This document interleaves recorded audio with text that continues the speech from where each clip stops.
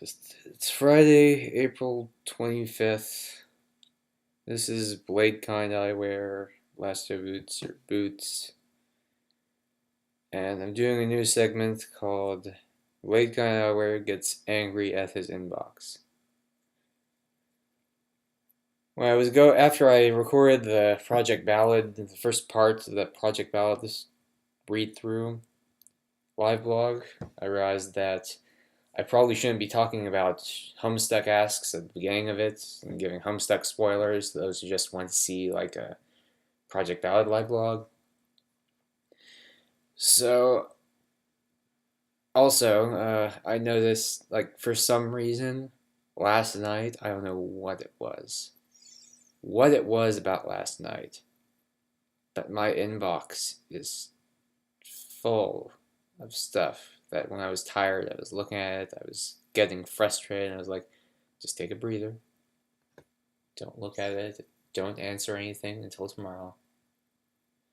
I look at it again tomorrow, and there's even more crap. It's just an unusually crappy pile of crap here in my inbox. I mean, sometimes my inbox is okay, sometimes it's repetitive. I usually ignore most of the asks anyway. I have to with my ask volume.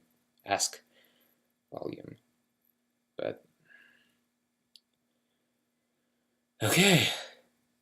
So what I'm going to do is I'm going to go over like 3.5, 4 pages of my inbox. Starting here, I decided to start here for some reason. And I figure I can answer asks quicker this way, and more shorthand than I would typing out every single reply and polluting the front of my blog with a whole bunch of crap. So let's get started. Also hooked on Once Upon a... Okay. Shriek, you are also hooked on Once Upon a Time. That makes me so happy.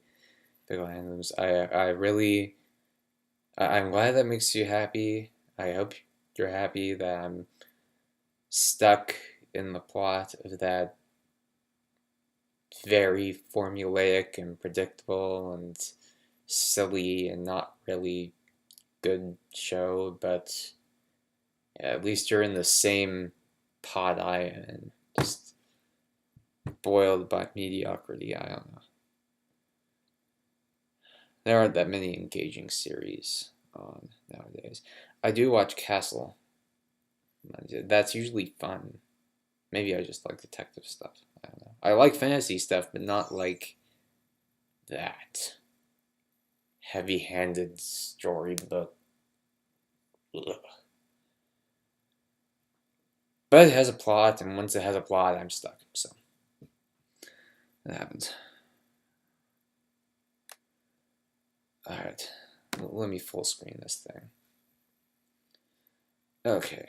Yeah, these, I decided not to answer those and right now or ever. I don't know. The ones below this.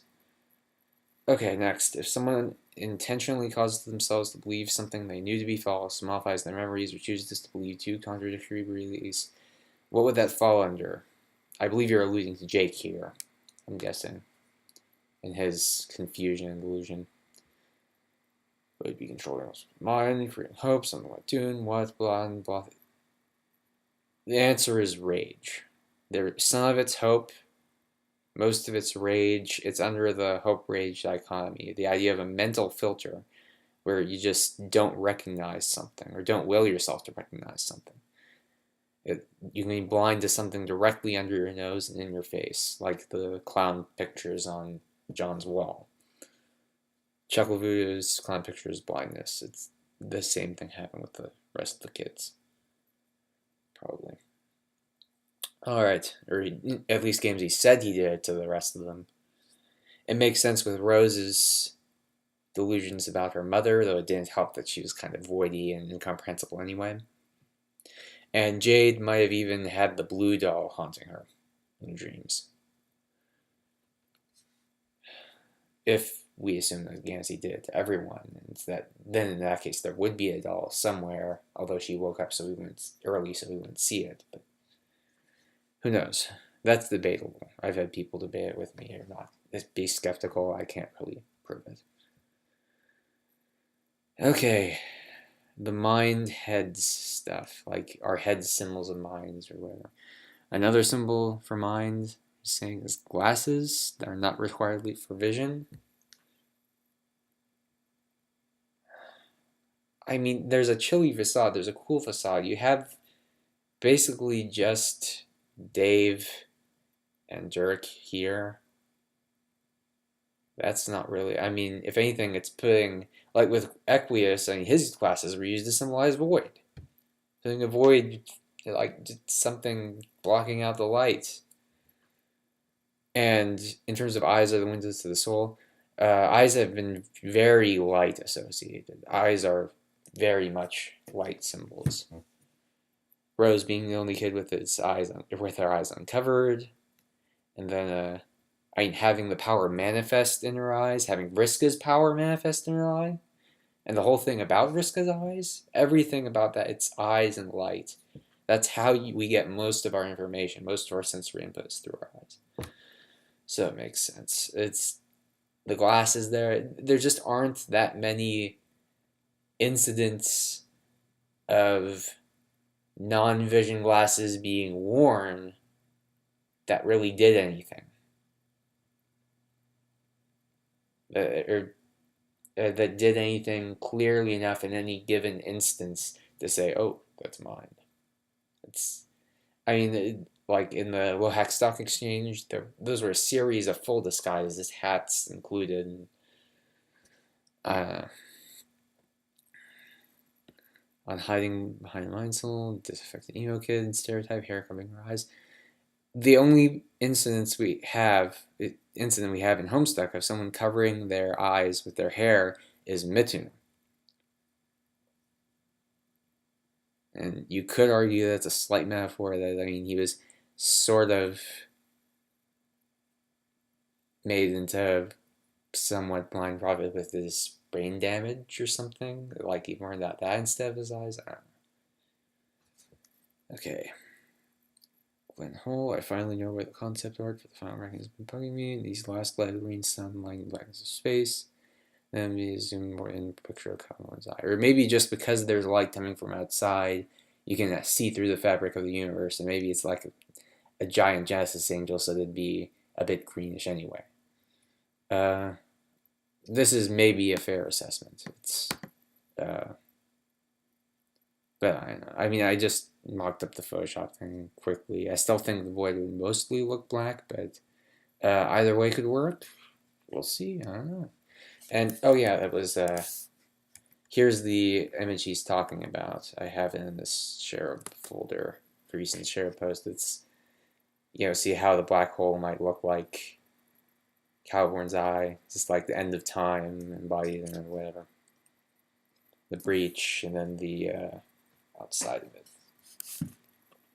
The idea. Okay. Don't know if this may jog anything hard equals mind or whatever, but Heart's boxcars did eat Eggs' head. Sup, guys, roll. I did not get Heart's boxcars roll. I don't know what Heart's boxcars. In fact, let me look it up for you. This is how easy it is to look up stuff on my blog, by the way. You just go to Google up here. I won't explain Captain Ginyu. I definitely won't explain that. I can't explain that. But I'm trying to get a set of 5 Ginyu Force images, and I'll tell you why later. At the same time, while I tell you why I had the Neil deGrasse Tyson and the Oprah pictures on my desktop. That is for a separate thing, but I need a screenshot someone else has to explain that fully and do it justice. But anyway, to search my blog, just site : BladekindEyewear, Tumblr.com, Carapace titles. That brings up the first result, that post of mine, where we can see clearly that for Heart's boxcars, I did not care about his title. I do not care about his title at all. And the Felt, I especially don't care about their titles because they were not characterized even slightly. There was a bit of characterization here and there, maybe with Clover, probably the most of all. And you could argue stuff, like you could argue really tentative Classpects with them, but there isn't enough information about them and the way they act and the way they are individually to assign them any titles with any surety. Hearts boxcars, however, if heads were meant as a mind symbol even back then, which I'm not sure. I mean, I allege that Diamond's Drew is a major mind, and if he was modeling that, then you would see stuff in the intermission, perhaps regarding symbols, if Andrew had symbols in mind at that point. See, back then I could say through Jack Noir's actions, or Spade's select in the intermission, that he was playing the parts of Prince of Blood, and I could say and have said that Diamond's Drew in the intermission was playing the part of the major mind. The way he planned things and the way he knew what was coming, it was very much a major mind, and combine that with his attention to appearances, sure. But were heads as like a symbol of that plan? If so, there should be more around Diamond's Drew that you'll find in the intermission about him mentioning heads, or talking about like someone losing his head, or something like that. And if that's the case, because you'd find it more around Diamond's Drew than that, then maybe Hearts boxcars eating a head would have meant something important. There was also a mention in the intermission, I think I can recall, something about eating eyeballs. Or, yeah, Hearts boxcars threatening to eat eyeballs. So somehow eating heads and the brute strength, getting into safe cracking by pulling the safe off the wall, something about him being a safe cracker, and maybe something about the hearts symbol that he carries around and is focused on, like, oh, kiss the girl or something. It might all add up to some title. I do not know what that is, and I find it very difficult to care because, I mean, yeah, we didn't see enough of Hearts boxcars for it to matter, and the only place where he could have done anything that may have lived with his role or mattered was in the Alpha session, and Dirk took care of that because obviously the Prince of Hearts is going to kill Hearts boxcar. So, that's that. Okay, let's go back a page. That was page 4 of my unbox. This is page 3. Looked at the brain conversation for the contest, and Jake dismissing Hertz, teasing him by saying how cool is such a cucumber. More fuel for the phallic. I don't think cucumber was meant as a phallic. No, not even from Dirk. Not in that situation. I'm going on memory there. I don't really care to look it up because I'm really sure there's nothing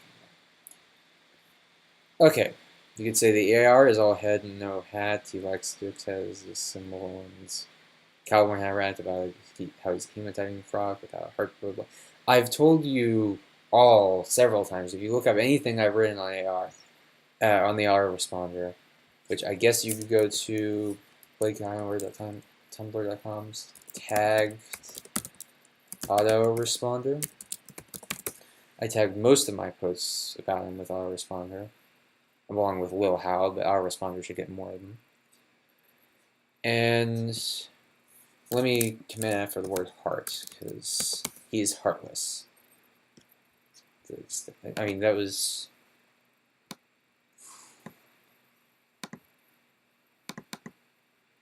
Well, here we go. Yeah, the AR portion in Arceus Spite, I've said, is technically heartless, soulless, and rollless. If you think about how Dirk, even when Dirk was tricksterified, his personality did not budge an inch. His soul, his individual uniqueness, that's the hard aspect, is like his unbreakable sword. They're intentionally mirrored to each other. He said that he might splinter, but he won't break. And he said stuff about how he can't not be himself and he's too busy being me.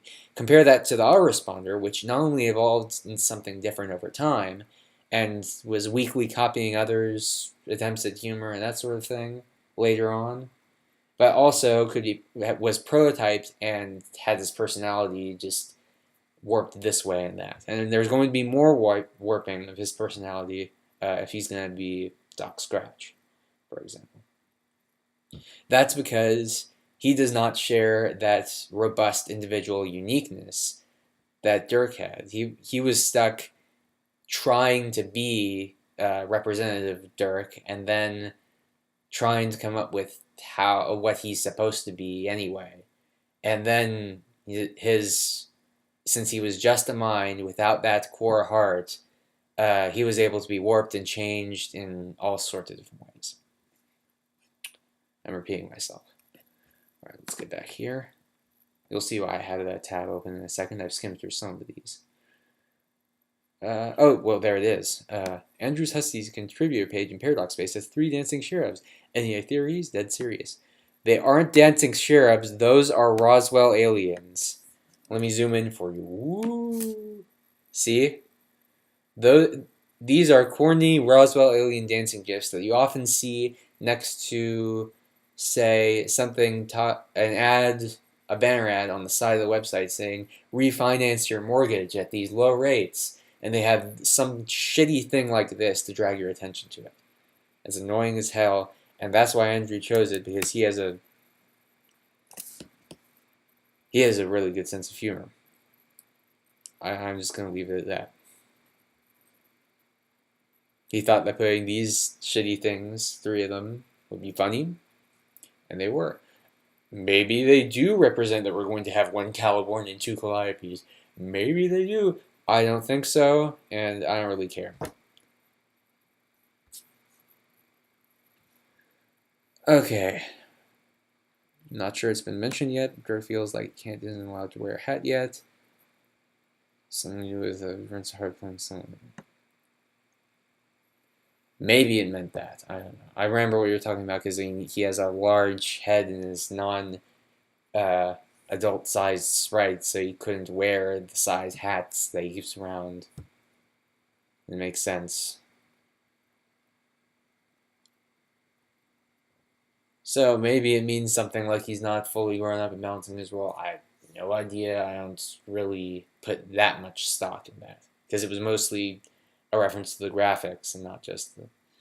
Okay, someone asked Homestuck Jokes, not me. They asked the Homestuck Jokes blog if that blog is dead, and I guess it is for now. I don't know. It's maybe on life support. I may hand it off to the old team and see if they want to pick it up again.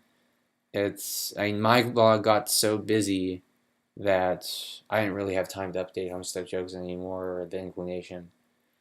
And originally, when I recruited the Homestuck Jokes team, I was being really rigorous about, I was getting people who had Photoshop or who could get Photoshop and who knew stuff about characterization specifically.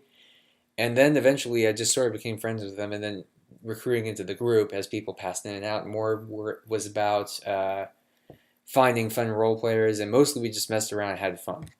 It was finding fun Homestuck role players and sort of inviting them into the group of friends, basically. And that's an online friends group that I originally ran, and I handed off to one of the other members to sort of run that whole cadre or Nakama, whoever you want to call it.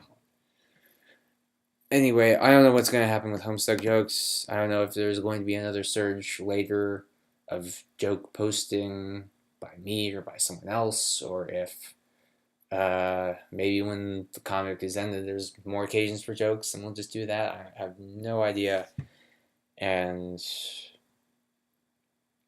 I guess the Homestuck Jokes crew, the old guys and friends, can contact me if they have any ideas, they want to do something like that, because I know they all watch my blog. I corrupted them all, so they would all read my blog with startling regularity. That's about it. Let's move on. Oh yeah, this is one of the asks that just gave me a headache last night out of just frustration. Someone asks, The other, simpler explanation for Casey is that games constructs like Consort and Carapaceans simply don't age. If most sessions only last a month or so, why would they need to? It also conveniently explains how Spade Slick is still up and about, since he must be at least 200 years old by now. How does that make any sense? How are you saying that somehow, as soon as the kids entered, for no reason, the lifespans of every single creature on their worlds and Durst Prospect were suddenly frozen and extended indefinitely? No, that's not how it works. We have explicit information from the consorts talking on and on about their lifespan not being very long. The salamander consorts specifically. The turtles probably do have long lifespans because we saw that one turtle with a beard. Remember? You remember the turtle with a beard, the old wise turtle with a beard. That means they have lifespans that are probably more considerable or accelerated aging, one of the two. Anyway, the point is, Andrew specifically acknowledged that Casey being alive after all this time, if consort lifespans were salamander lifespans, not consort lifespans, salamander lifespans were so short, was something of a plot hole they hadn't answered yet, and by lampshading it, he is intentionally drawing some attention to the fact that something's strange about it, so you can answer it later. That's pretty simple.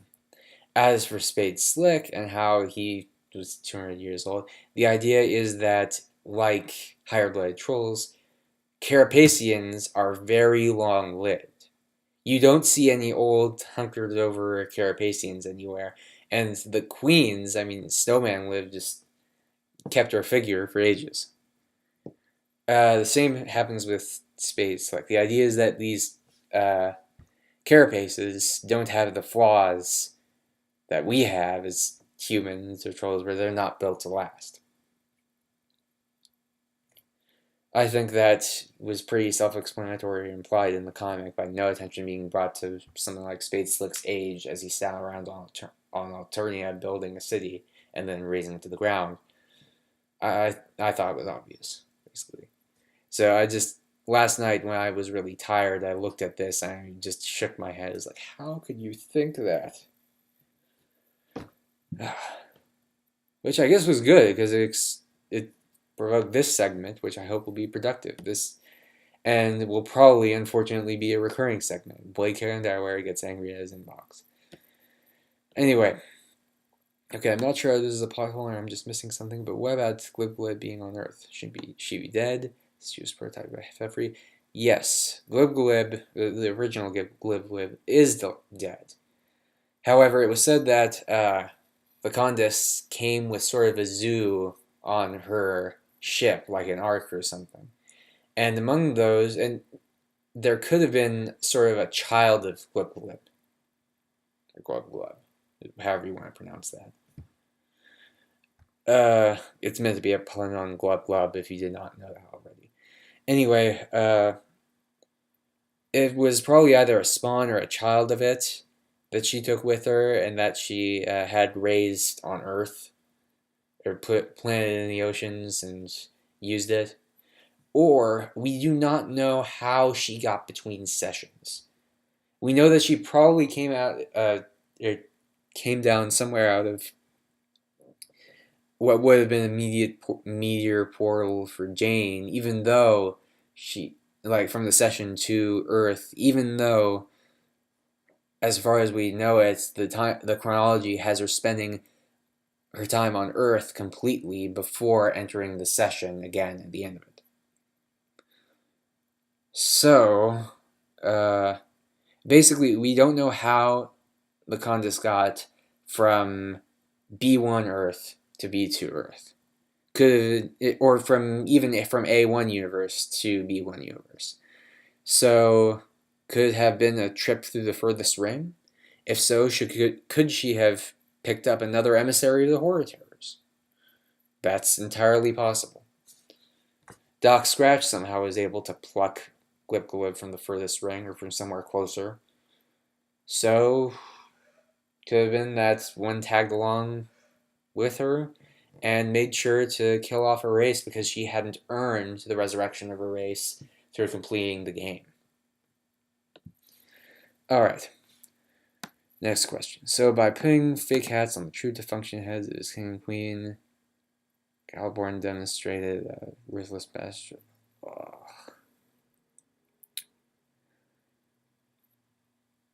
Switching the hats of the queen and king, that bit of deception was, I guess you can say, pretty mind. It was putting a false face on things. Deception. You could say rage even, but it's a bit of both. I mean, it's something really clever deception, more than blinding the other person. It's like making it so it's obfuscating something very deliberately. There's no way that she would have guessed that the king and queen weren't swapped. It looked, by all indications, like that they were what they looked like.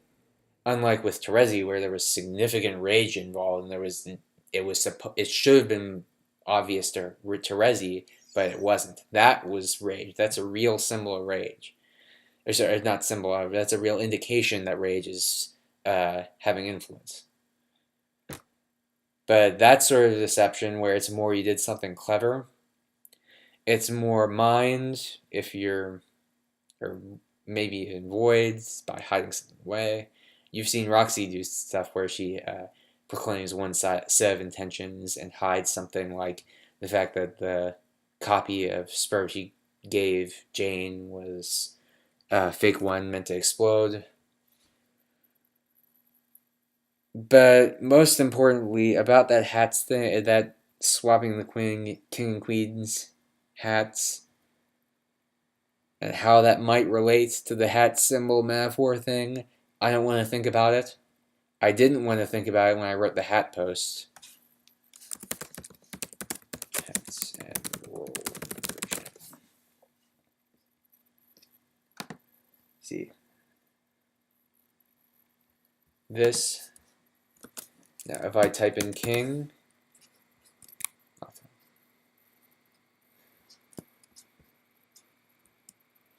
Here we go. Yeah, I said it at the end. I am not theorizing on how the chess hat swap is an indicator of body switching with Jake. Fuck you, I'm done. Oh. Well, there's a possibility. It might indicate the body switch with Jake. And that would be a heart thing.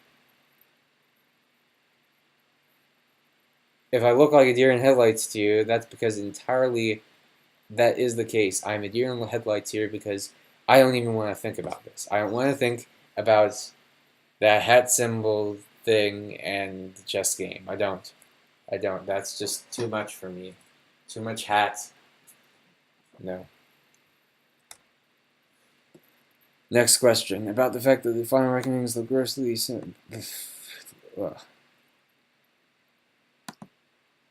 if all that pertained to Homestuck foreshadowing John. What? Procreate with? Could he procreate with? Hole that John dives? No. Shut up. No. That is awful. Ugh. Okay, I'm just going to shut this up with something easy and self-evident. Okay. So let me open up. I could share it vocally, but I'm just going to show you because I can. Right here. Old form spring. There we go.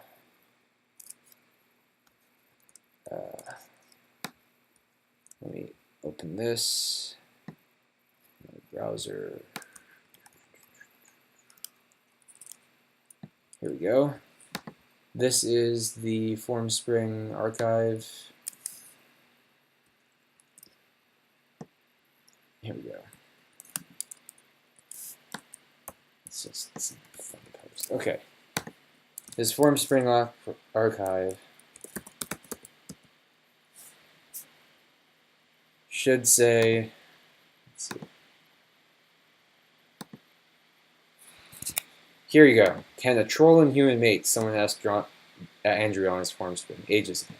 And he said, yeah, he said, like, this entire line of thought could be so much more PG than people seem to want it to be. All that's required is to reproduce is an ectobiology. It's that simple. Trolls and humans can reproduce. Canon statement by Andrew. All they would need, ectobiology lab. That's it. That is it. You don't even need to think about that.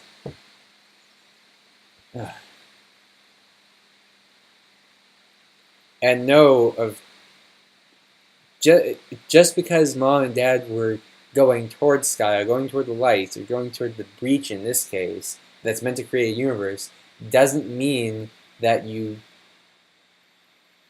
I'm not. I just.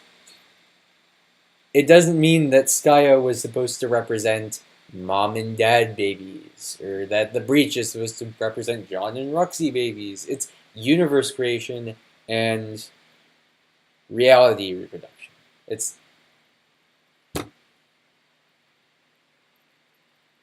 You can see why I titled this segment what I did. BladekindEyewear gets angry in his inbox. Have you considered the next question? Have you considered that the critical frailty has nothing to do with Radia and everything to do with Handmaiden? Every sheep connection holds true. Handmaiden was considered Reaper an alternative myth. Access to time magic. Arrows was guided to avoid magic by Doc's crash. You also told. Also, who had the image? The Handmaiden's tale is done. From what we know, we saw her death. We saw when her death was. She was the tool used against the troll session. Then she was killed, and her immortality curse was sent to the Condesce. I don't see any reason to bring the Handmaid back again, especially because his new Handmaid is the Condesce, and after that, his Handmaid for the final battle is going to be Jane. Not the original. The original Handmaid didn't have to do anything. Make a Crook of Frailty with her powers? That's okay, to be fair, the Crook of Frailty, I have no idea where it would come from or why it would have been made. Like, I theorized at one point that maybe Iridia was trapped in there and that Lord English, sealed her in there to punish her or something. But that sounds weird. And that was way before, not way before, but the Crook of Frailty theory is just so crazy that, I do see, it's a ram horn shaped ram herding crook that looks like Iridia's horn and that has the power to summon ghosts and may have extended the lifespan of Casey, meaning that that fits in with Maid of Time powers extending lifespan right there, and then Iridia's psychic powers with the summoning of ghosts and stuff and skeletons, and the visuals look the same. But beyond that, we don't know why it would be there, how it would have been made, or anything.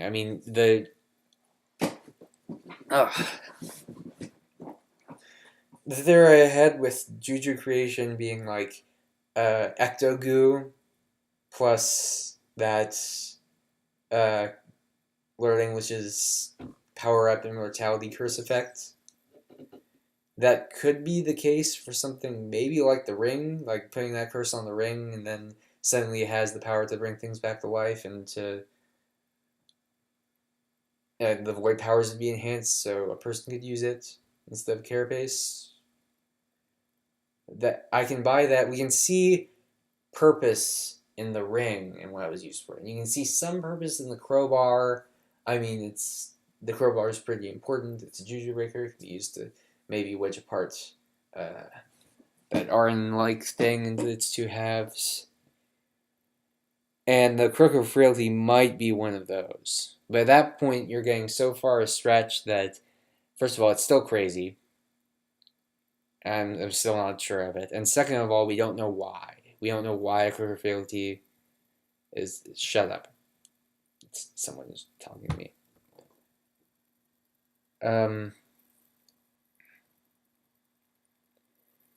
We know so little about how these objects might have been created. That should quiet the notifications, maybe. We know so little about how these objects are created that we can't say for certain how more than one object might work, how each one would have been created, when and why they would have been created, if Iridia's presence would be needed, or you could just dump some ecto goo into a white cue ball from Rose, and then suddenly you have something of this. You can power it up so it gives omniscience to the AI you put in there. For Doc Scratch, I'm rambling too much here. This is too far on the edge for me to want to think about. Okay? Makes sense. Let's go another page. I have 2 more pages left. God help me. Okay. Gross final sex reckoning anon. This is not something you want to see in your inbox. Gross final sex reckoning anon again. That's basically the worst thing you can see in your inbox imaginable. Anyway, something entering black holes to create something new. Screw you. I mean, we had 2001: A Space Odyssey. Wasn't that enough for just sending a sort of thawed chip into a hole to create new life? It even had the long vertical tunnel, which Andrew copied in his to add some Freudian splash to Rose and Kanaya kissing. But anyway, okay. When Cowborn's stretching to scratch the colliding play, his 8-ball planet will probably go into his black hole sky prematurely. I don't think so. No. That shouldn't be the case. It's not going to be that simple as like, because that's not a scratch. That's how you fail at billiards, sure, but that's not a scratch. And besides, we have a good idea that Caliborn is not only just going to go through his session, but is going to beat Yaldabaoth and get his hands on that ultimate juju and power that Yaldabaoth has to offer before Dave comes in and does the same thing to his session that Jack Noir did to the Troll's session, which is, it cut through the door, keep him from escaping, and then, except he's coming in, he's invading not just to wreck stuff, but to scratch him. So, no, the 8-ball lane would be pocketed long before that. Okay, Dave knocking Caliborn's 8-ball out into black holes, so they're getting created and start playing it. Look, there are some sexual things about the final reckoning and the whole thing about Cherubs mating around a black hole, for instance. We had a huge session on Cherub mating. That's what it is. It doesn't have to be more than that, okay? You're reaching. Next question. Do you think that there's any significant parallelism to be found in how Dalarosa and Gamzee each found a baby in a crater they've raised alone, and their red and marmalade children grew up to be messiah figures? Well, there's a parallel. And that's about it. There isn't much there at all. I mean, there's a loose parallel for them picking up a baby from a crater and raising them, but that's about it. It's meant to be a loose parallel about people finding a baby in a crater and raising them. That's happened a lot in Homestuck, if you recall.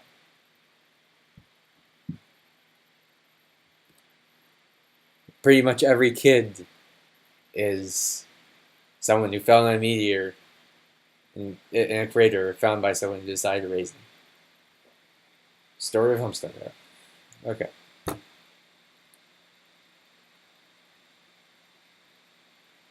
Though I guess you could say, come to think of it,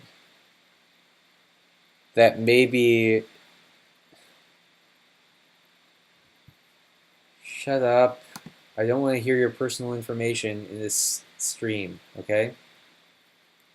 In fact, let me tell you that for a second. Well,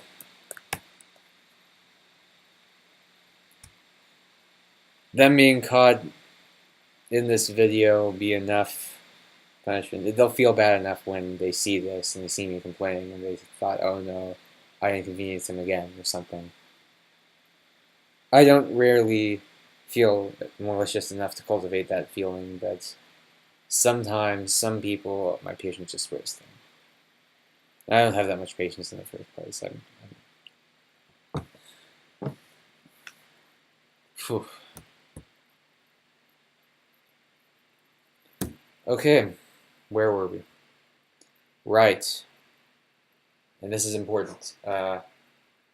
It could be that because the Cherubs, because Caliborn and Calliope, the whole struggle in paradox space, the entire thing has been mirroring this, mirrored in every game of Skya's, everything with the reckoning and such, meant to create a universe and the war between black and white, and all of that is meant to parallel what happened between Caliborn and Calliope. We already have the Black King and Black Queen, and Caliborn had, mostly because, and reciprocating with the idea that Caliborn has set up, so he's the Black King and he'll have a Black Queen beside him, of Paradox Space as the final bosses. So, this significant parallelism, it could be that the fact that Cherubs are just sent down as an egg in a meteor strike to a planet, and then this particular set of Cherubs was found and raised by someone else, is why that same story has played out throughout these Skya games, throughout these sessions, the ones that seeded their planets with their players as meteors. It could be that that was retroactively meant with Calliope's story and Caliborn's story to have paralleled them all along. These two all-important Cherubs. Okay.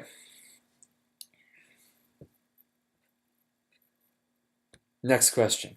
If Caliborn's session being scratched means Calliope would play, well, that whole them implied to be their own parents? No. They're not implied to be their own parents. Their parents were separate. Okay? Their parents were separate.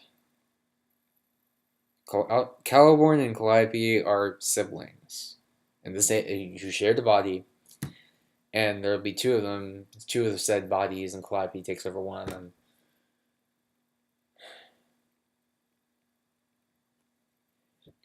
For Calliope, ectobiology is their egg. There was no ectobiology for Caliborn and Calliope specifically. They were naturally produced by two parents who were not them. Okay, we figured all that out long ago. I have no idea why you misspelled plus as pus. That's not something I need to think about right now. Cards is after scratch one, and he did all the. Oh, I see what you're saying, and it's wrong. No, Caliborn and Calliope's session isn't post and pre-scratch isn't the case where the ectobiology was done later, because the ectobiology was never done at all. There was no ectobiology directly creating Caliborn and Calliope. They were born naturally, and you could argue that there might be ectobiological roots for the entire Cherub race somewhere, that we may get something crazy where the whole race is seeded with a certain combination of people and things, one of them being that Arn thing. You know, that Arn ultimate juju like shaped thing. But that's as far as it goes. It's not Caliborn and Calliope being ectobiologized at any side of the scratch. Alright, you know, he has these J. Andrew Edritz. He is French Prince of Ballad. This title is Scratch Prince. I don't know those edits. I don't know what you're talking about. You can elaborate later in my inbox. I'm not going to look it up right now. Just send me the links because I'm lazy. Alright, think there's any significance to the session map having a jet noir in each corner except Dirk. We talked about that all at the time, and like how it's sort of like there's there's 3 Prince of Bloods and a Prince of Hearts, but that's about it. There's Not much there otherwise. Next. You can always begin a side blog about reading and discovering various mythology things. Oh. I'm not going to create a mythology side blog because I don't know mythology. I'm not going to suddenly instantly learn mythology. Mythology is such a broad concept because you're talking about mythology. You're talking about all mythology. I'm not going to start learning all mythology just to make a mythology side blog. I'll leave it to people who have been interested in mythology and have looked into it for a large part of their lives, as there are other theorists who have. Not me. It's not my specialty. It's not going to be. Okay. Next. From my mind going through why exactly Rose's inversion strikes you as witch-like, from my observation, Rose flailing around shouty forces appears to be more of a knightish thing to do than a witch. Wands be damned.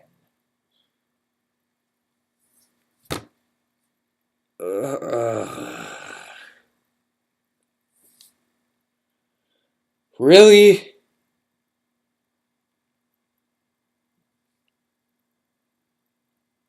No.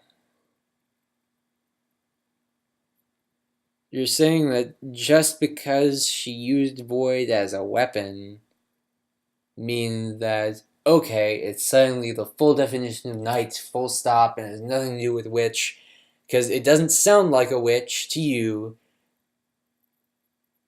Why? Why doesn't it sound like a witch? I don't know. It's like just because knights weaponize, you've suddenly taken it to, oh well, if they weaponize, it sounds like a knight. No. Not only was she called a witch and likened to a witch tons and tons of times, but instead, I mean, knights are like, look, ma, watch this trick. They exploit their aspect in a ton of different ways, and with a witch, it's about change and it's about control especially. Rose became very controlling. She became controlling of information.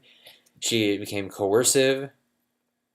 I remember what she said about, like, if you don't do what I say, I'll turn you into a thorn bush.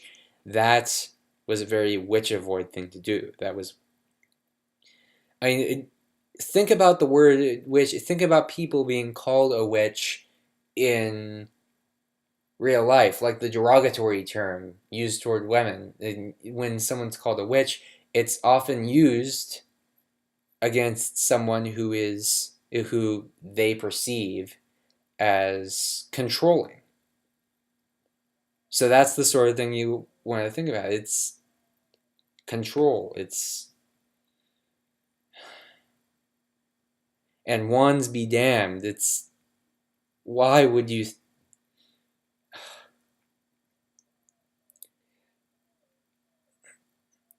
It's like, why would you say wands be damned? That just makes it even more frustrating. It's like, uh,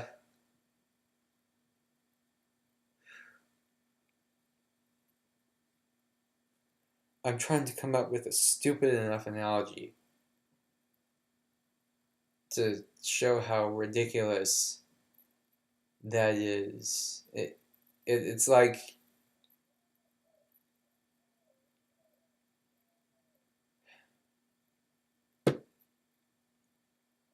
it's like a walrus. Imagine a walrus passed down the street and was chasing after a dog.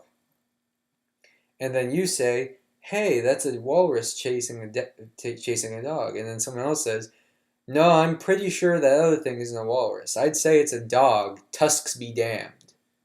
Or I'd say it's a dog, blubber be damned. The wands are important. You won't see a knight with wands.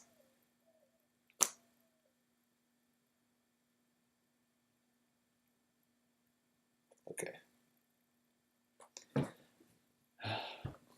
Also think of wands as controlling from a distance and being able to project that sort of power, whereas for the knight, it's more they have to be hands-on. They have to have it. They're not going to be moving it about quite as... I'm not sure I have the patience to sit through all of this, but I'm going to. I'm going to get to the top of my inbox from these 4 pages.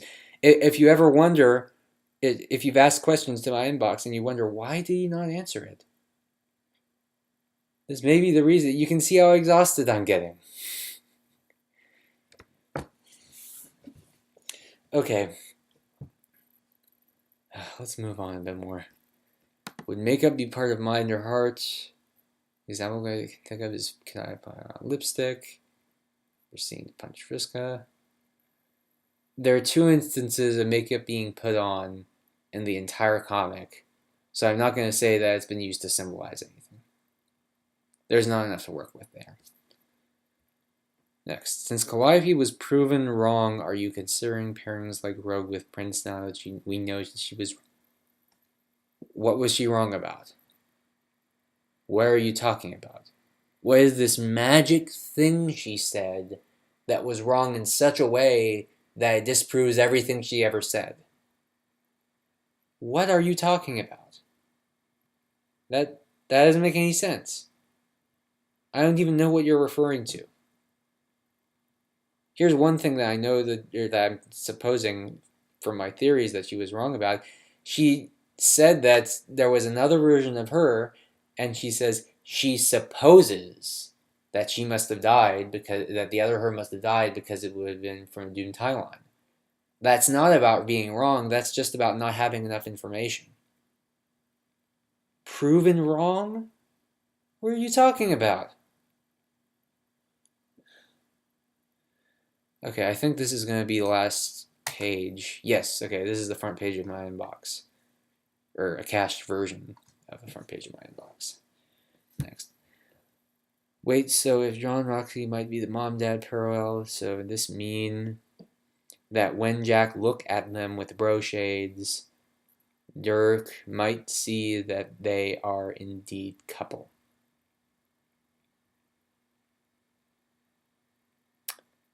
I have no idea what this means. Next ask.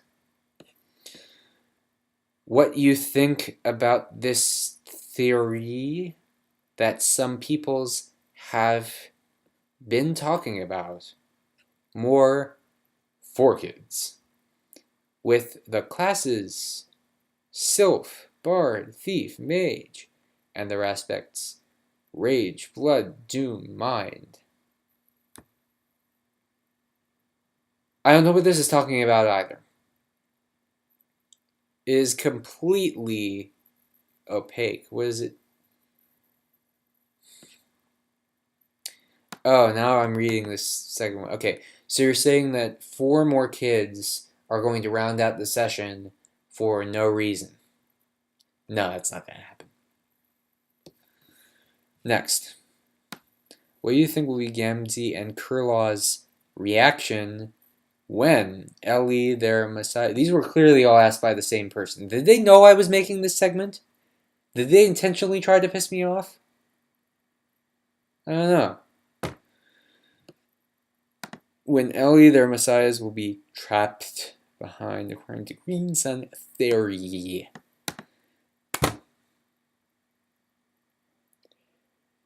By the time the final battle rolls around, Gamzee will probably have already rebelled or be ready to rebel in the final hour against Lord English and do something that helps defeat him. Maybe even coming close to dying, the most heroic sacrifice in Paradox Space. And Kurlaws won't be around because he's dead. That makes sense? Next. After Ellie defeat, what you think will happen? Which are heroes? More 3 years? Maybe finally end up the game with the normal game system without Ellie. They make a universe and everybody lives happily ever after. Okay? They make a universe inside the new reality, and that is set to populate the new reality with stuff. And Godhead's Calliope Inspector is fondly regarding them from outside him. Next. What think will happen? Jesus Christ. Did someone dyslexic just start to spam my inbox for no reason? What think will happen now that Jane and Callie are together? Do you think Jane can actually teach Callie something, or vice versa?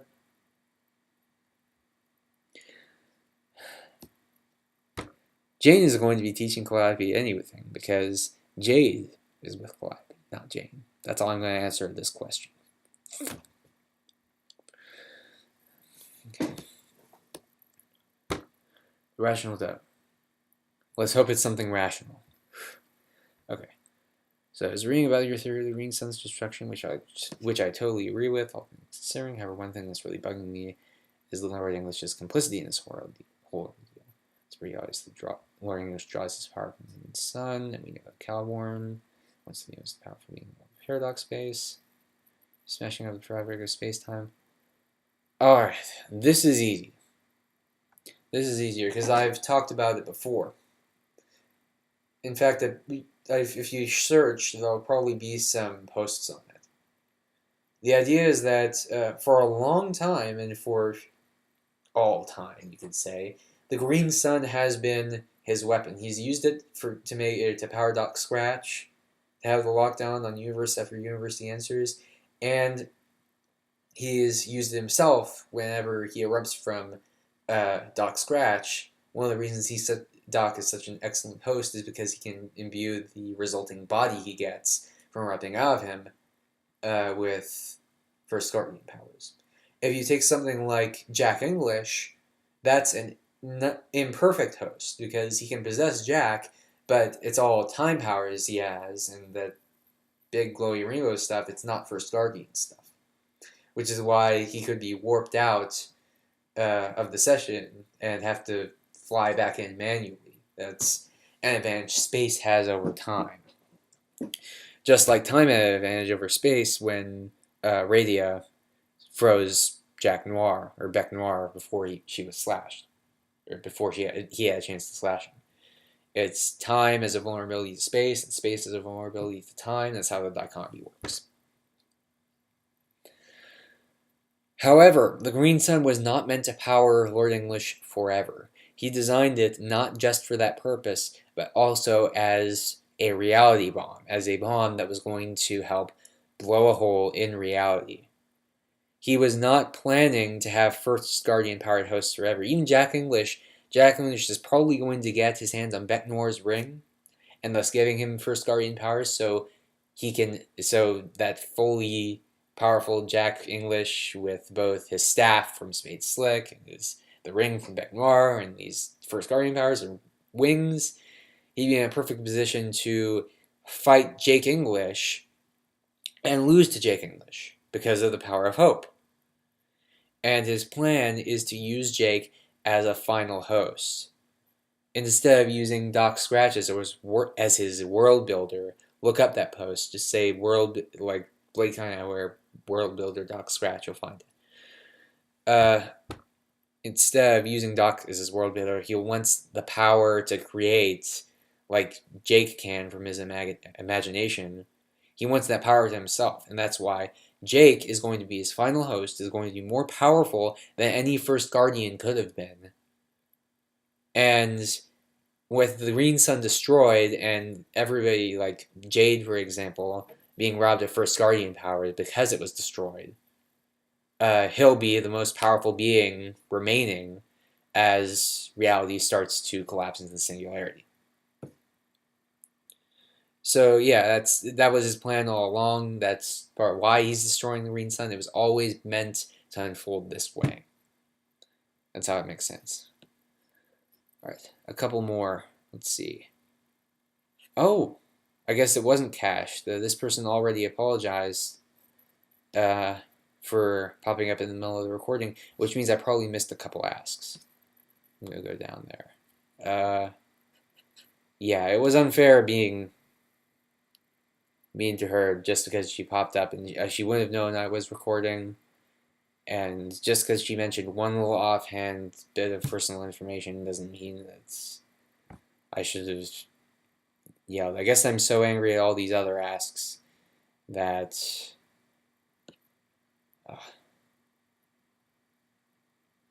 now I look and feel like a jackass. Oh well, that's what this segment is for. BladekindEyewear gets angry. It looks like shit. I'll live with that. I believe in openly facing the consequences of my actions, so there you go. It's gonna be in the recording there for anyone to see, and you can think less of me for it. That's just consequences. That's how Doom works. You cross caution tape, you get shot. Alright.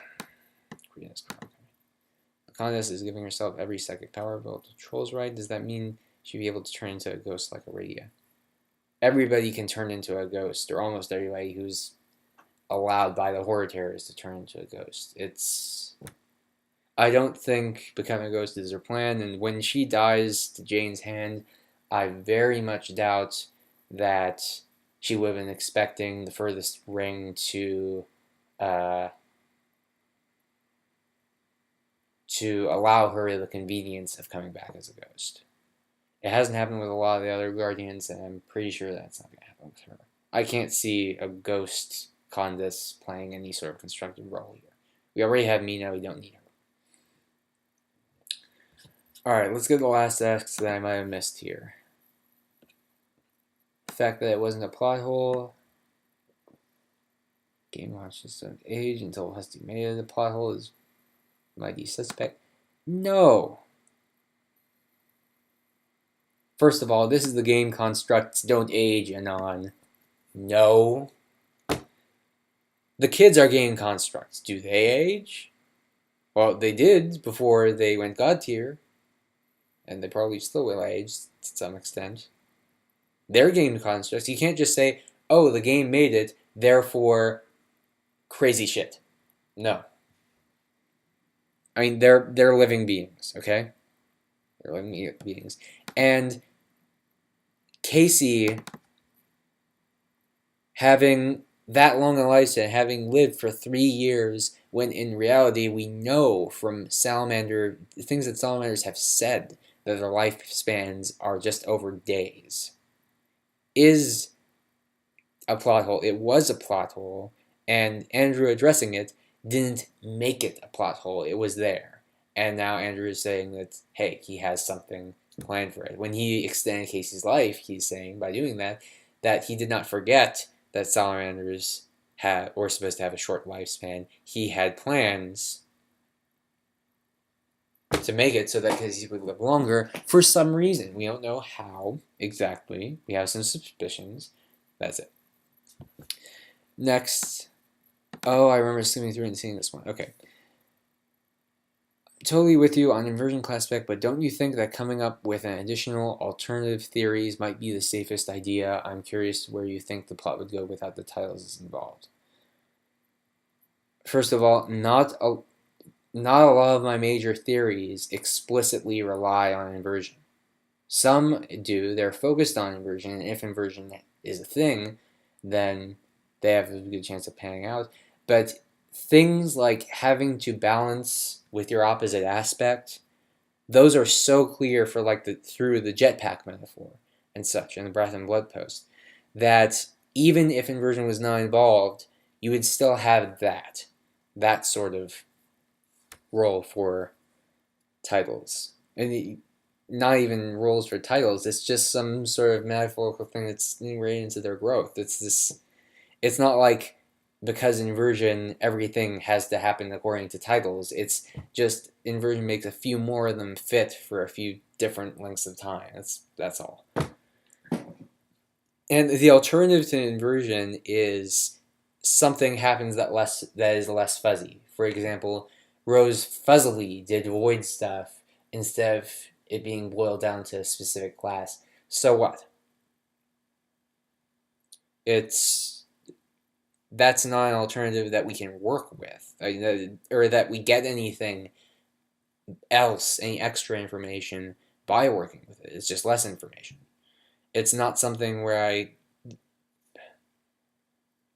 it's not something where considering the alternative here would give you any more useful lines of inquiry. If you had other sorts of alternatives, the other alternatives, there you can say, I heard someone argue that you could say that the horror terrors used their power through Rose and it had nothing to do with Void at all. Well, or at least nothing to do with Rose herself at all, and that there was no inversion. And then you could say from that, well, what if the horror terrors are going to possess other people? That's somewhere you could go if you took that possibility seriously, which I don't.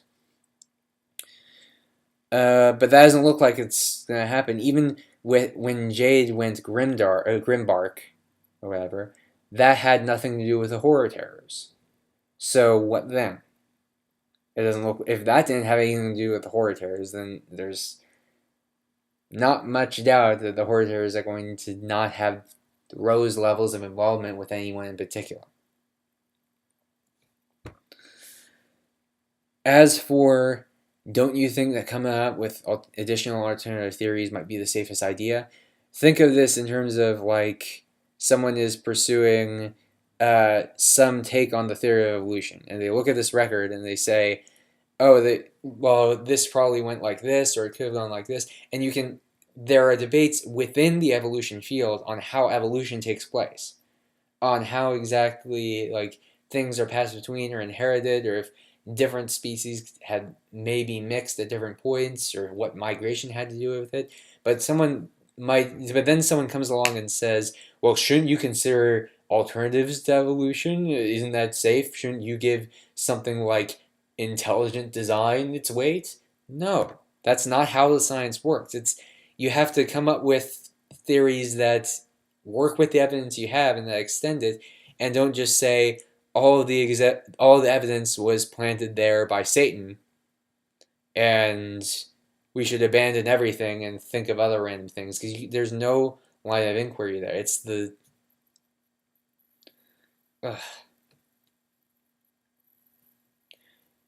you can't just have the giving up hypothesis. You have to have an alternative that explains the evidence better, or has the potential to explain the evidence that's there better than what you have. Evolution is a very, very well confirmed example, and inversion theory is a much, much thinner thing. I'm not comparing inversion theory to evolution, or I don't want to, because those are completely different levels of evidence. Evolution is just mountainous pile, and inversion is, well, what you've seen on my blog. And maybe a few other things here and there, and that's it.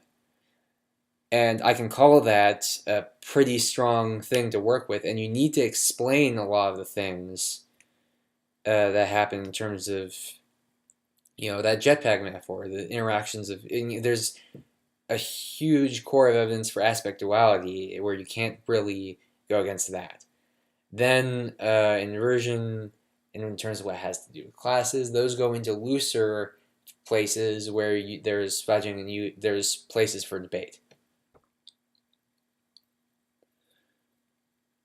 But you don't just say, what if nothing means anything and a wizard did it, and expect to get anywhere in terms of theorizing inquiry.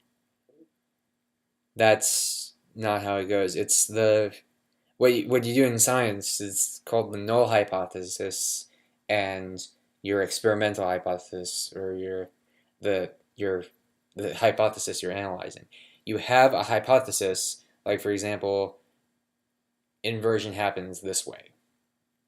Like for example, first you start with a hypothesis inversion happens, and you compare that to the null hypothesis of inversion isn't happening.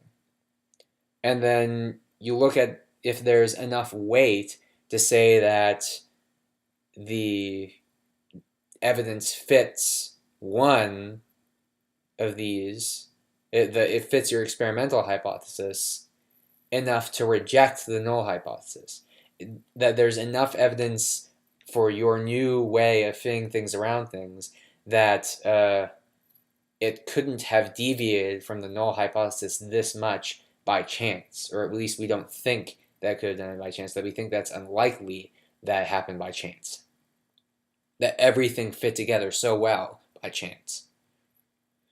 So then you reject the null hypothesis, and this the inversion happens, becomes your new null hypothesis to work with, and you form alternatives based on that extend it or reject parts of it, create caveats in it.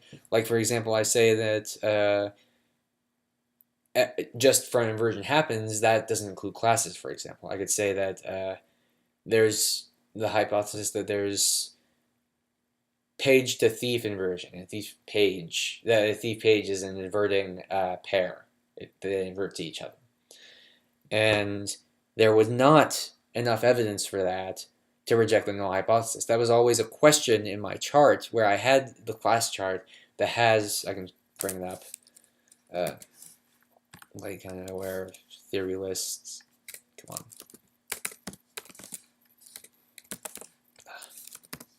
There we go. Okay, I mean, if we go to the class table I had, or it's even better to go to the one that I put in the, where's the witch post that I reorganized at one point, right here. So I say that, yeah, I theorize that thief and page invert to each other. And that's a hypothesis that I'm positing. And the null hypothesis is that they don't, or at least that we cannot be clear on what page inverts to or what thief inverts to, that we can't be clear on that part of the chart. That was the null hypothesis.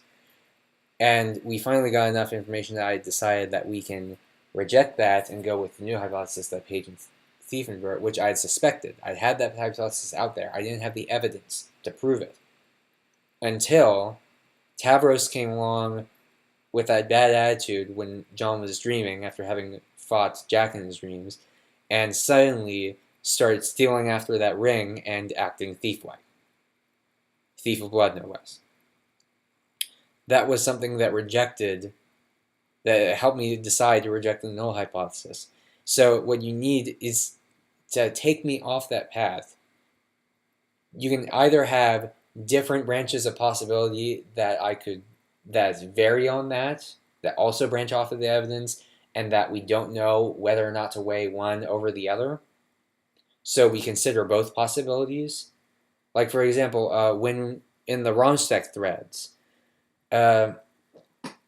we considered it most likely early on, during Act 5, Act 2, that based on some stuff that was said, that Terezi would put a break in the relationship between herself and Dave by violating Dave's trust by killing a version of Dave, by getting a doomed Dave killed. But we also had other possibilities beside it, ones that we gave less weight, but we still explored the meaning of that. Like, what if Dave was the one to betray Terezi? We had that in mind, and we considered how that might unfold. And when we considered how that might unfold, we didn't see it going nearly the places that are fitting with the evidence nearly as much as the one where Terezi betrayed Dave and killed doomed Dave. But we did consider them, and we did read out what that could lead to. And where I perceive multiple possibilities where we can't be entirely sure, I do read out where that leads to, or at least try to read out where that leads to, and more than one person can do it even easier, like in the Homestuck threads, but I'm just one person now. So I have my own assumptions, I give weight to things based on what feels right to me, and I do what I have to do. So it's not going to be nearly as good or perfect or whatever. But yeah, coming up with additional alternative theories, sure, come up with another additional alternative theory that fits what happened nearly as well, and show me that there's more evidence, that there's enough evidence to take it seriously as an alternative we might see dropping down the line. But there isn't one like that. Even the one that I gave the example of the horror terrors, there isn't one like that. And we have enough evidence to buy, for example, that inversion happens to specific classes rather than inversion isn't really class focused, or that someone can go anywhere with it. We have evidence that it happens in certain directions. things that have kept piling up, like in the mini strife, already is a robotic dead duplicate saying destroy, destroy, destroy, when we expected that back then she was inverted to a part of space, a destroyer class, and that her main class, the Maid of Time, is a creative class. Or at least the class is focused on the creation and additive of their aspect. So it makes sense. It's and you not only have to say that there's an alternative, but you have to say that the alternative suggests new directions of inquiry. The fuzzy thing, where they can invert to anything, sort of, or that class doesn't matter, doesn't give us any new lines of inquiry. The horror terror one that I mentioned does. It gives us testable lines of inquiry. It says, where I can say, if inversion is the case and it happens from these classes to these classes, then this looks like it would happen in these circumstances. And if that happens, if the circumstances happen, and when I say it happens, then that's more evidence in favor of it. But you don't have that many testable hypotheses when you just make things vaguer like that. You just say that, oh, your testable, the things you're testing now will be, the things you're saying predict will be wrong, and you can't go anywhere from there. With the horror terror example, you can say there will be more horror terror possessions in the future, and you can build evidence for that, and you can start working a line of inquiry that you can then test by seeing it unfold in the comic or not. But with inversion theory, the reason you don't see additional alternative theories being discussed is that there isn't enough evidence for additional alternative theories that have valid lines of inquiry. And I think I've rambled enough on that, and that's where I can end it for now. So let me refresh my inbox one more time to see new asks. No, it's nothing new. So that should be it. That should be the only place where I missed asks. So that does it for BladekindEyewear Gets Angry at his inbox. And if you were bored by this, then now I have some place that I can shove these asks and not have to, and my answers to them, and not have to worry about typing up a whole bunch, and nobody will read it because few people would have cared anyway. So yay, everybody wins. All right, that's enough getting angry in my angry box. This is BladekindEyewear signing off and ending the recording, and then going to wait for hours for it to upload, and we'll see if anyone liked it at all.